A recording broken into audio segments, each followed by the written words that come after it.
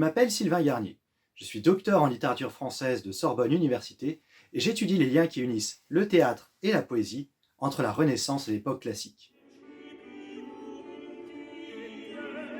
J'ai toujours été fasciné par le fait de voir une langue poétique, très abstraite par nature, trouver une forme d'incarnation concrète en passant dans le discours d'un acteur, ce que l'on peut observer dans nombre de réalisations dramatiques du XVIe et du XVIIe siècle. On peut penser aux nombreuses comparaisons qui émaillent les tragédies humanistes, aux descriptions bucoliques des pastorales, ou encore à la langue ingénieuse des amants de tragicomédie, ou bien sûr à la douceur mélodieuse du vers racine. Mais lorsqu'on se plonge dans les textes de cette époque, on s'aperçoit que toute recherche trop lyrique était rejetée avec violence par les penseurs de ce théâtre. C'est donc cet écart que j'ai voulu interroger dans ce livre, et en cherchant à faire apparaître le lien entre l'évolution du langage poétique et celle de la création dramatique, j'ai tenté de montrer que l'histoire du théâtre classique pouvait se comprendre comme une forme de dépoétisation progressive du drame. À mon sens, ce livre peut se lire de deux façons.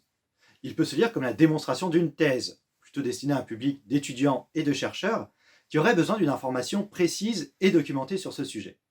Mais il peut également se lire comme un récit qui retrace l'histoire de la poésie au théâtre et qui, de fait, peut intéresser tous les curieux et les passionnés qui souhaiteraient redécouvrir le théâtre classique sous un angle nouveau.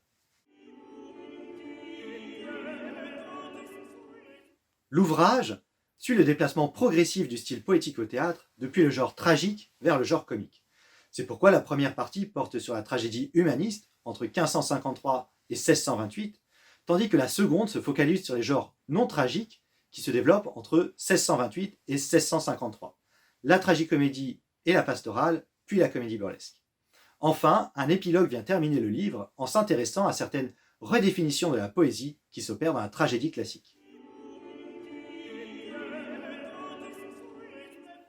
Si je ne devais retenir qu'une citation, ce serait peut-être une réflexion d'Alexandre Hardy, qui témoigne bien de la tension qui commence à apparaître dans le premier tiers du XVIIe siècle entre le théâtre et la poésie. Vouloir restreindre une tragédie dans les bornes d'une ode ou d'une élégie, cela ne se peut ni ne se doit.